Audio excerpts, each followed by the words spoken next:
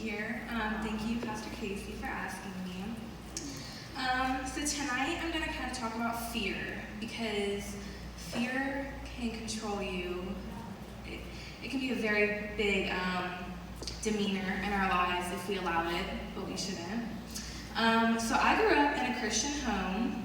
My dad's a pastor.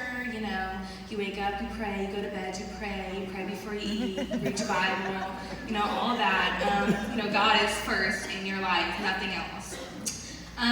But reading my Bible and praying has always been one of the hardest things that I've ever done.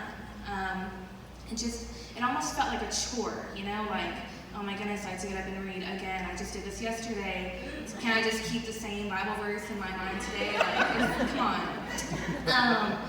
But recently it became more of it's not really a chore or a habit.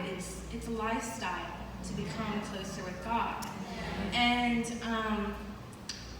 when I was asked to speak 2 weeks ago, I was like, oh, of course. I get to go up and speak in front of hundreds of women. They get to look at me. I'm going to be the best speaker up there. Yes, they're all going to love me. But, I was like, I have time. I have 2 weeks. That's 14 days to come up with something. I'll be fine. And then Monday came, and I was like, it's okay. We still have 5 days. I'll be fine. My parents asked me every day, oh, you have stuff written down. I'm like, yes, of course. God is speaking through me.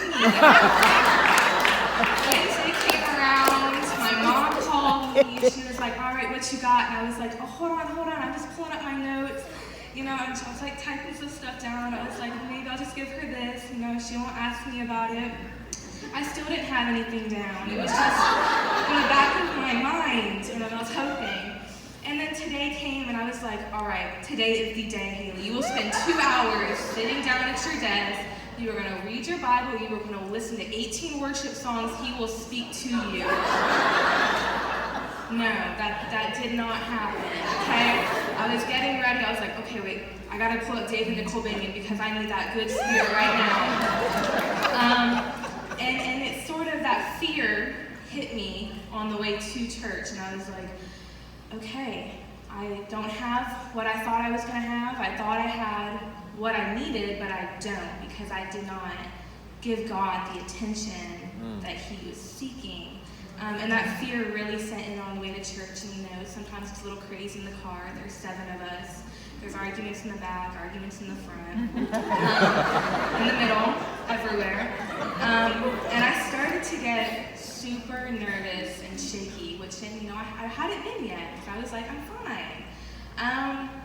And so I'm shaking right now, still there. But and I was like, okay, God, I apologize. You're right. I should have spent more time with you.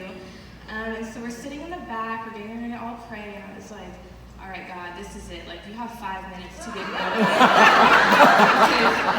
Because once service starts, I know I'm not going to be able to just go up there and do it. So cool. And he started speaking to me about our comfort zone. And for years, I was supposed to be on a stage. I knew I was supposed to be up here with a microphone, talking specifically to women. But I never wanted to lean into that because it was such a fear to get up here and to speak and to know oh my goodness, God could do so much through me. That's crazy. And I don't want to be able to have that responsibility because it's so big.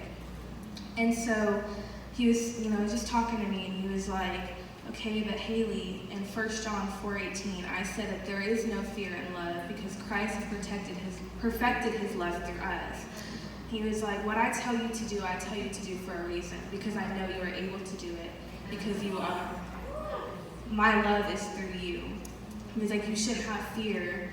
You should know that I love you, and you're doing it because you are loved, you are good, and you are beautiful.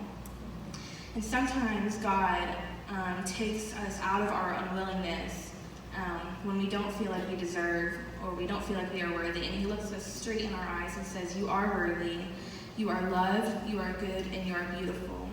And in everything we do, we should do it through love. And we should not let fear run through us because the reminder of the love that God is leading is with us. And many times we build a spirit of fear because of how people might think of us, but we have to emerge from the thought that the only fear that we have should be that of the Lord.